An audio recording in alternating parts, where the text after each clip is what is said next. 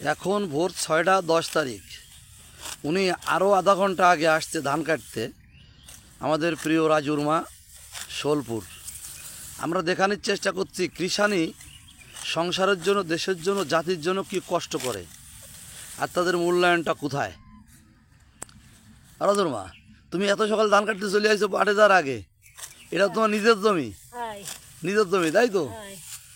ও, তুমি এত কষ্ট করো, তোমার দুটো ছেলে, তাই তো? মেয়ে নেই? ছেলে বড়রা কি করে? কর্মকার কাজ করে? ছোট তো কর্মকার কাজ করে। বৌমা কেমন? ভালো? দাদা তো মাঠে চলে গেল, এইমাত্র দেখলাম দাদা মাঠে চলে গেল, আর তুমি এখানে করছো, তাই তো?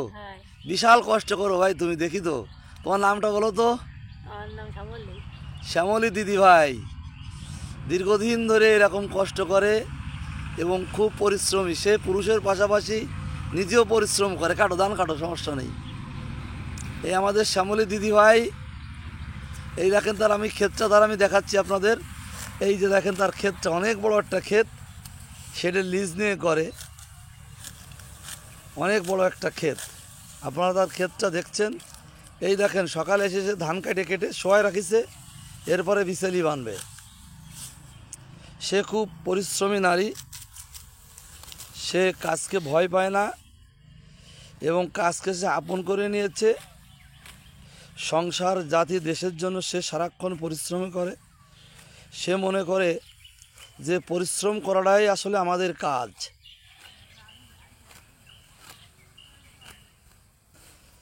তো আমরা রাজুর মার সঙ্গে কথা বলবো।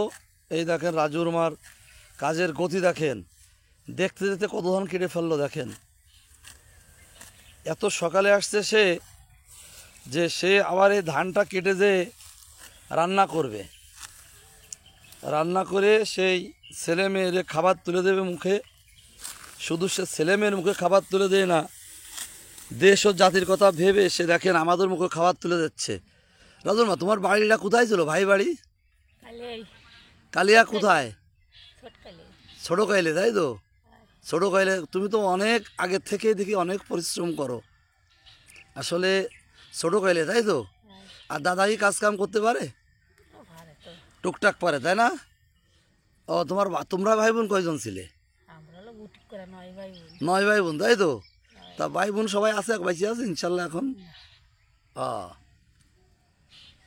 কি কি জ্বালা যন্ত্রণা! ভাই বাড়ি টাড়ি যাও?